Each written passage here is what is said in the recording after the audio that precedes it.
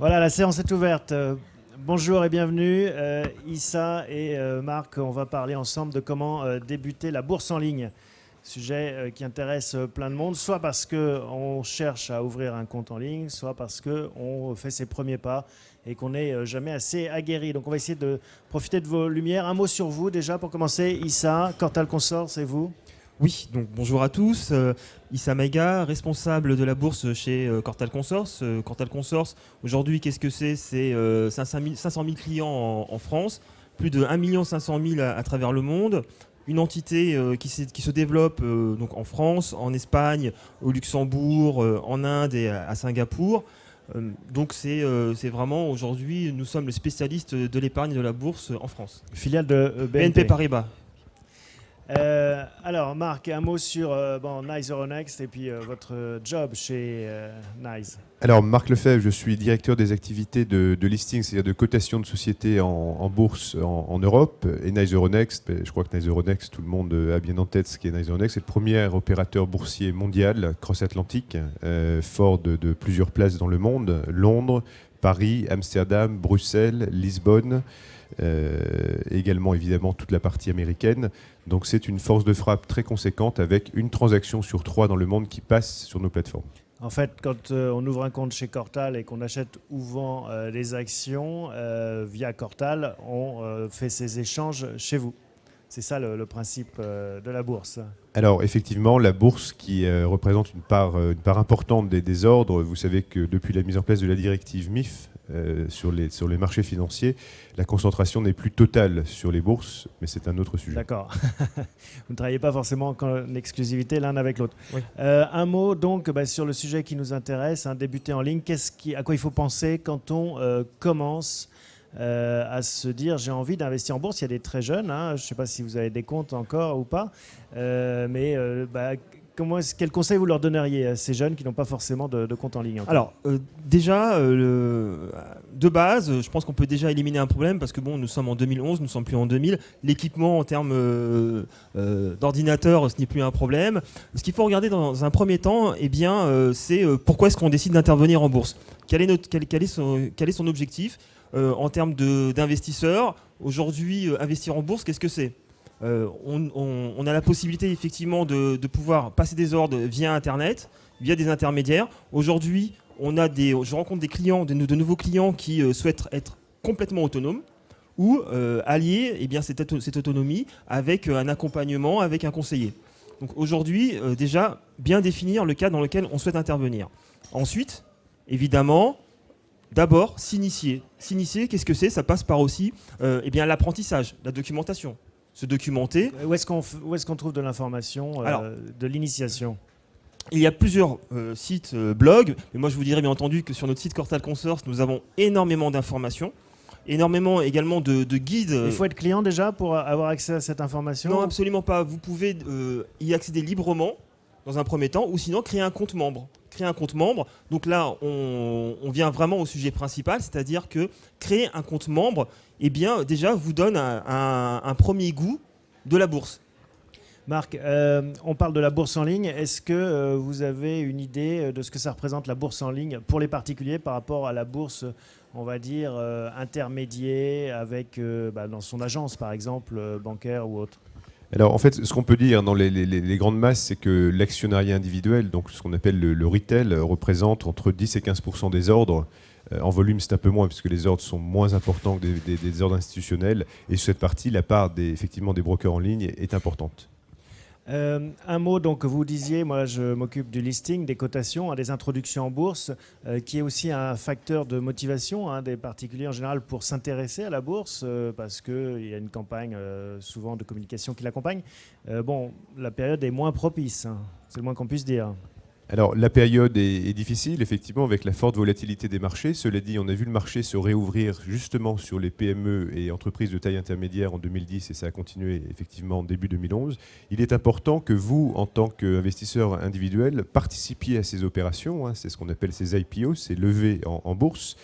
Aujourd'hui, vous représentez un pourcentage non négligeable puisque près de 30% des ordres de souscription sur une IPO sont faits par les actionnaires individuels.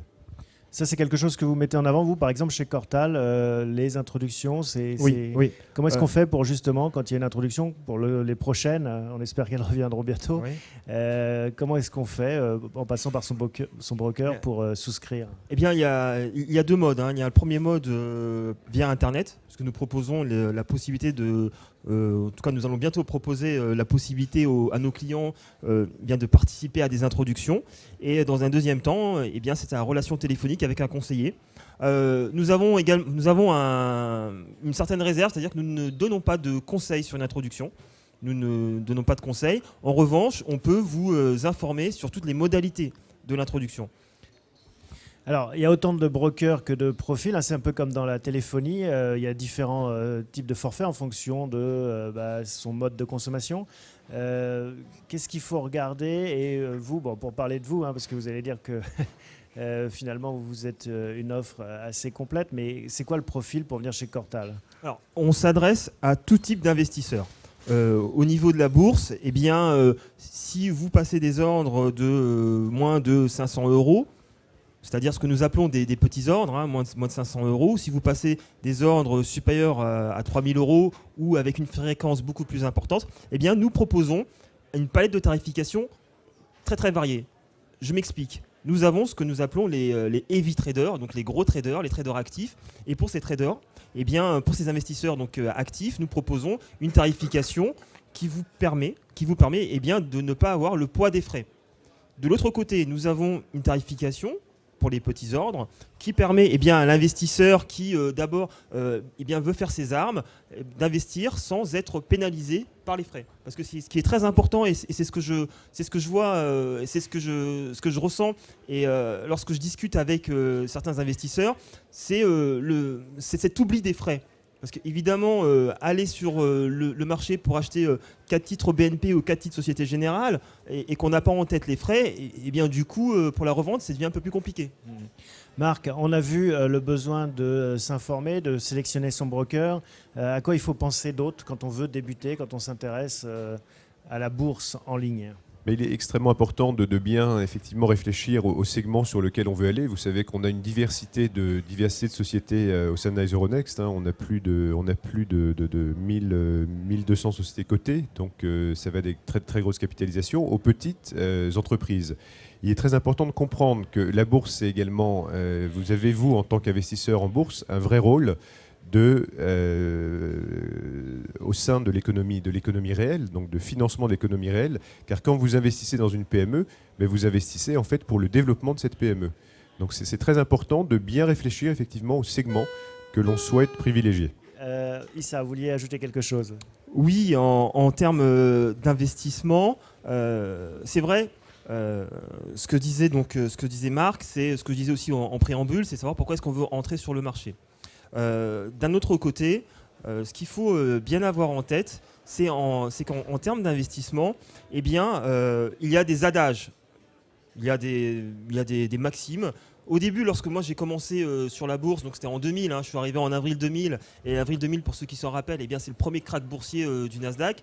On ne pouvait pas louper lorsqu'on allumait notre téléviseur sur France 2 ou sur TF1. Chaque fois, c'était nouveau record sur le Nasdaq, nouveau record sur le Nasdaq. Eh bien, moi, lorsque je suis arrivé, on m'a dit, écoute Issa, il y a quelques paroles, quelques maximes qu'il faut avoir en tête. Première, c'est la patience du guépard. Statistiquement, ceux qui investissent en bourse, ceux qui font ce qu'on appelle du scalping, qui sont des heavy traders, qui achètent, qui revendent, qui sont très très actifs en bourse, statistiquement, ce ne sont pas ces gens-là qui gagnent. Statistiquement, ce sont ceux qui sont patients et qui sont patients et donc qui sont opportunistes. Autre chose, nous avons des cours actuels qui sont très inférieurs à ce qu'ils étaient il y a quelques mois. Eh bien, qu'est-ce que cela implique? Eh bien, tout simplement, on le connaît tous, on achète au son du canon et on vend au son du violon. Moi, je rajouterais tout simplement la fameuse maxime, eh bien, les arbres ne montent pas jusqu'au ciel et les racines ne descendent pas jusqu'en enfer. Ça veut dire quoi? Ça veut dire qu'aujourd'hui, il y a des opportunités à saisir et que si un investisseur décide d'entrer sur le marché, qu'il achète à 2800 ou à 2900 points, tout dépend de son objectif. Si l'investisseur a un objectif à 2 mois, 3 mois ou 4 mois, ou à 1 an, et qu'il n'a pas d'objectif immédiat, qu'on achète à 3000 points ou à 3100, il n'y a pas de problématique spécifique. Les racines ne descendent pas jusqu'en enfer. Je ne la connaissais pas celle-là. Écoutez, on va rester sur cette phrase de conclusion pour ce qui est de mes questions. Et maintenant, je vous proposais de prendre la parole pour poser vos questions. C'est l'occasion.